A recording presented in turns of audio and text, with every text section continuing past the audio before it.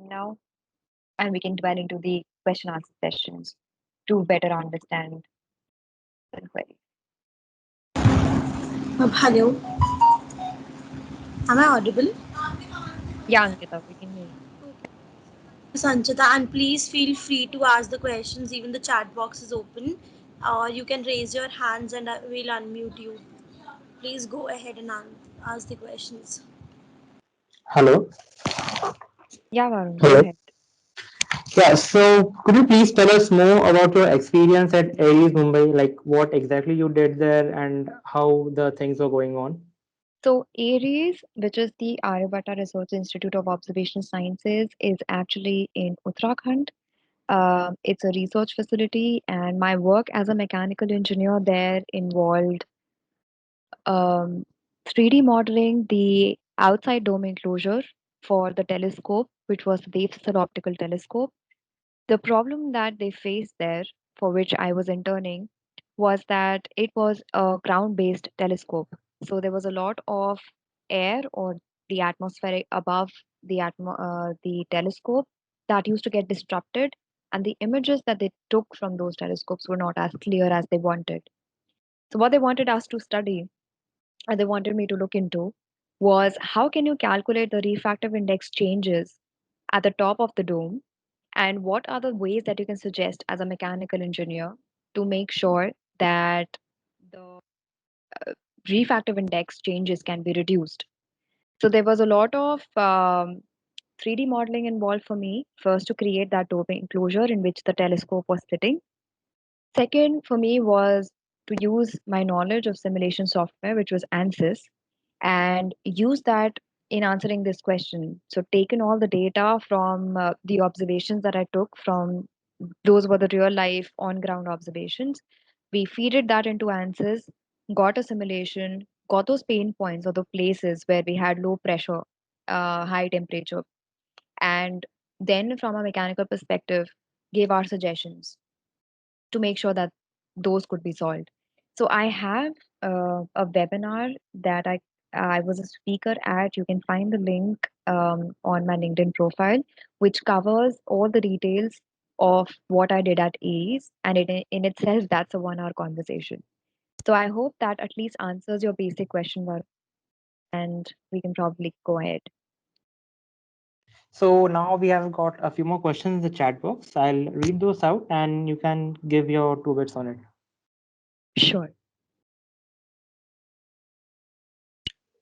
So coming to the first one, is there any entrance exam needed to give to take admission in Premier Institute after astronomy for astronomy after BTech in mechanical engineering? Yeah. As I talked about during the webinar, you can take either GATE or you can even take the joint entrance exam, which is JEST, to get into those institutions for pursuing a master's or a PhD program in astronomy after your BTech in mechanical. The next question would be, what all skills should be learned for increasing chances of getting an internship after completing second year in mechanical? Okay, to get an internship, well, it would be solely dependent on the project that you're willing to take up. I've seen mechanical engineering students uh, taking up internships that make them learn programming, such as on either Python or go for computational fluid dynamics or learning some CFD software. From my case, it was to get into ANSYS and use a design software. So I believe it is completely dependent on the project that you're willing to undertake while you go for those internships. Although my suggestion would be when you apply for those internships, try to get hold of the mentors or the people that you would be working under by either emailing them or calling the institute or doing anything you can from your end to make sure that you understand what project they want you to get into, what skills do you need for those projects, because it's very important to know and kind of execute it. Even if you're not able to get into the internship, you will get to know what they're working on. Most of the institutes that I've mentioned and I've talked about, they do have their research areas mentioned on their websites. That's again a great place for you to check out. what all they're working on, and work your way from there to understand what would you need to get into those programs. There's another question. So, if the profession or career in astronomy has to be restricted to paths of energy or in engineering, or something in informational technologies is also there? That's a great question. I think the point of the webinar today was to understand that it's not just um, engineering of one type that can get you into astronomy, but the overall sense of things. That is, even if we are going for either theoretical or optical astronomy, there are many subdivisions or sub layers into it. From an information technology setup, I think I'm a little less aware of where it fits, but it fits nevertheless because I do understand that there is a lot of data analysis involved while you work on such projects. That is in an academic sense or even in the real world as a profession. Those data sets or the data analysis, be it signal processing, be it making sure that you are programming your telescopes in a way to give better results to reduce as much as noise as possible. So those are all different sets where different people with different backgrounds are required. That needs to be very clear that you don't have to have a complete understanding maybe of what is the astronomy behind the project that you're doing, but the project can itself give rise to requirements wherein you need multidisciplinary people to come into and then solve those problems. So that was a very good answer. So coming to the next question. So should I focus on all of the subjects of my current semester to pursue astronomy as career, or are there any particular subjects to focus on? I think I'd have to understand a bit more from who's asked this question because I need to know what field you're pursuing first. The person who has asked this question, his name is in numbers. So the person can you please ask your question in a bit more clarity? Yeah.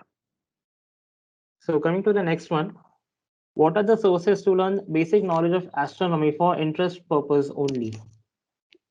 For interest, I think Zooniverse, like I said, it's a great platform for you to go check out various sources of astronomy and what's happening in the field. Apart from that, definitely, I mean, the world's a stage. There are a n number of sources available online.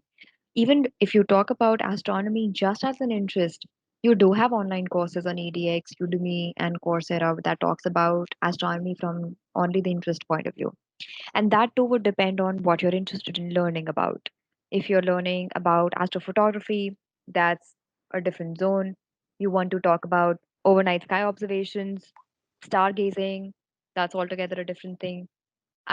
Even my suggestion could be for you to check out space research courses. Space that was there in my slide, and I can definitely send in those to have a look at them. You will get the idea of what else you can do. So, yeah, there are courses and stuff online that you can pursue to gather more knowledge on the subject for just interest. It's again a very well answered question. Anand has a question. He says, as far as from your experience, which part or place in India is suitable for night sky observation throughout the year without any interruptions? That is, weather, pollution, or all other kinds of interruptions. That is a great question. But Anand, I wish, I wish there were places like this, but unfortunately, because of human presence and light pollution being one of the biggest problems when it comes to overnight sky But observations. like, where have you Yeah, well, seen? Like, what was your best experience to observe the sky during the night? so yeah, sure. Coming to that as well. What I meant to say was you need to find dark sites. Dark sites are those which are far away from cities, a bit excluded, and have those dark spots. If I remember correctly, you can locate them online for specifically our country, for India. Search for dark sites and you'll find there are sources which helps you locate the nearest dark spot or dark site where you can go get the observation done. From my end, from all the observations that I've been to, since I live in North India, I'm from New Delhi. Rajasthan and areas nearby have been a great place for me to figure out where dark sites were, and those are the places that I have kind of pinpointed. Sariska being one where the sky is good enough for me to view. Right.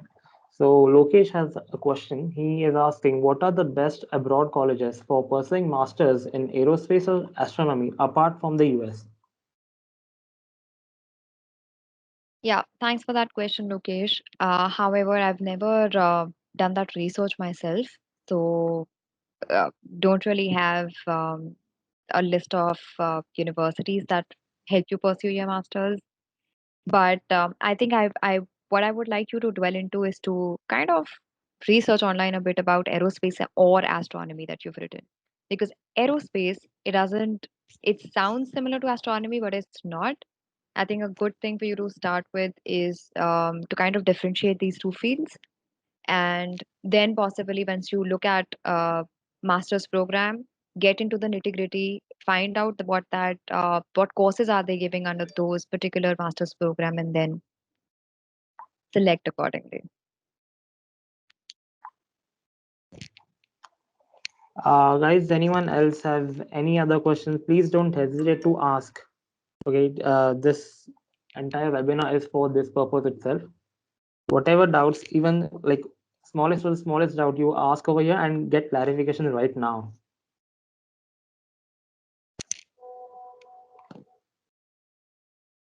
So there is one mentioned in the chat box, which is Max Planck Institute, and that's correct, Sai Prashant. That's one of the renowned institutes.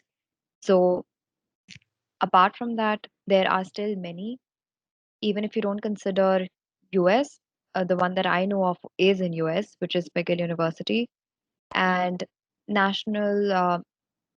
You have national universities in Australia as well, um, so that you can check that out. Thank you, Varun. Am I audible? Aditya, just a second. There's another question. Could you please get to Okay. it? Yeah, yeah. Uh, just a second. Varun, actually, I'm not being able to load it. Can you just Yeah, okay, sure, no problem. handle that? Yeah, okay. So Niranjan is asking a question. He's asking, how will the journey of getting into government institutes like ISRO be different for someone who did MS in physics and not an engineering degree? So it's like asking a similar question of where do you end up when you do your diploma in engineering and your degree in engineering. So they might be working for the same institute, that is ISRO, but they might be in different divisions, and the roles and responsibilities would be different for those individuals. Because for someone who has done their MS in physics, they would be more inclined towards getting into research or getting into the way of understanding the theoretical part of physics. However, for people like us who've done their engineering degrees, it's more of a hands on experience.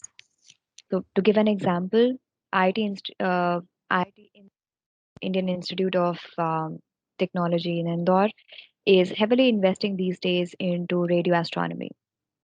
So they have huge antennas. And the best part about radio is that you can work with radio data both in the morning and in the evening. It doesn't require you to have a night sky because radio pulse and sources are all there. You just need to focus your antenna or your telescope in that direction. So that's that's somewhere that you can find engineers working in, and they are heavily invested in learning about gravitational waves and related subjects. So you might have to get into the technical side of it too, but that would be a complete domain wherein people who have done their PhD in physics would be more inclined towards. So I hope this helps you kind of differentiate between what is expected from people with two different mindsets working in the same organization. So they might not be under the same domain. And just quickly addressing the concern that we have from our guest. about the LGBTQI friendliness. Um, uh, okay, yeah, Ankita says that you can unmute and ask your question. However, it's completely fine, and if you're not comfortable doing that, we are okay with that as well. Just to answer that, if you are thinking into getting into in the institutes in India to pursue your masters or you to pursue astronomy technically, those institutes, as far as I am aware, and the people that I have met, are all with open mindsets. I do not see a problem there. However, it's the people outside those institutes, as you mentioned, can be similar and people might have their judgments. However, to second that, if your interest is solely dedicated to the field and if you feel that this is the best opportunity that you are getting at the moment and you feel that you need to pursue it, my suggestion for you to will be to go ahead with it. Let that not stop you. So I think that wraps up the Q&A session. If no one else has any more questions, so I'll hand over to Arithya now. Arithya, Yes, one. Am I audible? yeah, you're audible. Go ahead. Yeah. Good evening, everyone. I am. Uh, there's a question before we go ahead. Can you recommend some books regarding astronomy? Sanchita So if ma'am. it's based on your interest of getting into astronomy, I think every book that's written by Carl Sagan would be a great one to start with, be it Contact, Cosmos, anyone would do. If you want to get to the technical side of things, I would still recommend for you to start slow and go with those online courses first so that you have the basics ready and then get to the technical side of things.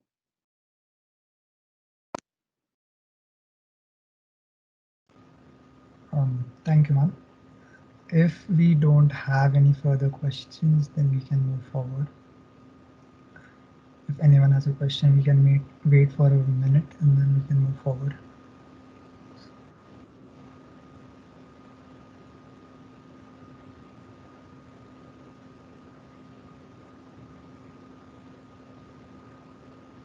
Okay, I think we don't have any further questions.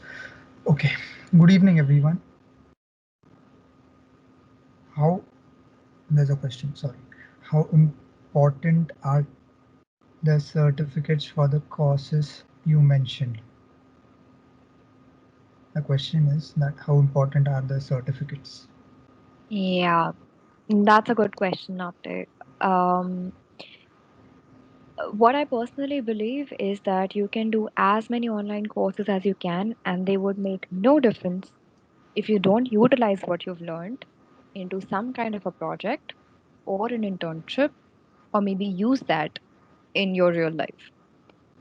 When you ask how will auditing them will be all right, so that's completely all right. You might be talking about the ADX feature, wherein you can audit the courses. That is to take courses without getting a certificate in the end, because for the certificate you need to pay for those courses, and that's completely all right. If you audit them, there's no change in the course. It remains the same. You'll have the same set of questions, same exam at the end. And another good thing about EDX is that they do provide financial aid. So for some of the courses which I felt were very expensive for me to take, I did apply for financial aid, and EDX do give that. So you can definitely go ahead with those courses. And when you ask for the importance, well, I've benefited at every point of time. I've got benefit of those courses that I took because those did signify my interest, and it was a great point of conversations during all my professional interviews as well. So I think again, doing that would put you apart from the crowd, but using it would definitely make you stand out.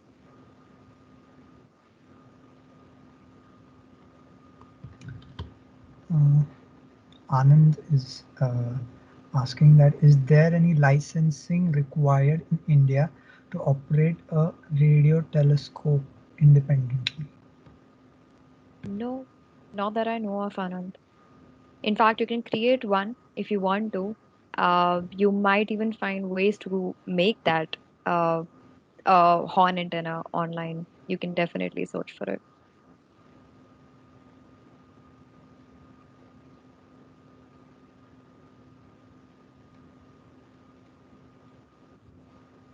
Are there any other questions from the participants?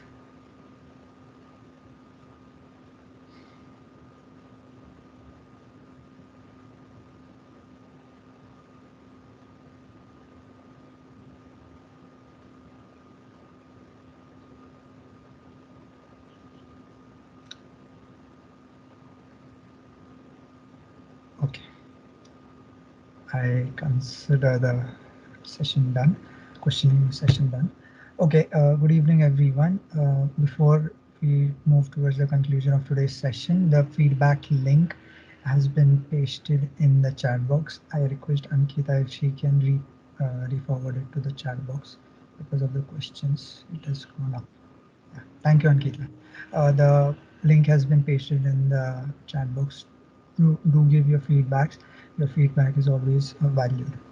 So, good evening, everyone. I am Arithya from ACMEC 1 and a core member of Nakshatra Astronomy Club.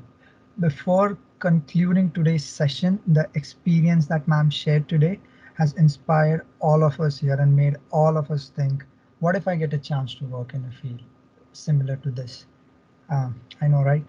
So, first of all, I would like to thank Sanchita ma'am for taking time from your busy schedule and opening up a new exciting field with potential opportunities for engineers. Your suggestions and guidance is highly valued and appreciated. We are really honored to be a part of such a wonderful session. Thank you, ma'am. I would also like to thank Dr. Adarkar sir and Professor Prasad Jogoekar sir for helping and guiding us on every step of the way. Lastly, I would like to express my sincere gratitude to all of you for patiently listening through the session. I request you all to share your feedback in the chat box of the Meet or the link that is provided. And for more such astronomy related events and information, follow us on Facebook, Instagram, Discord, YouTube, etc. Along with informative seminars and webinars, we also conduct other fun events like quizzes, group discussions, and much more. So to stay updated, do follow us on our social media platforms. That's all for the day. Thank you. Thank you, everyone.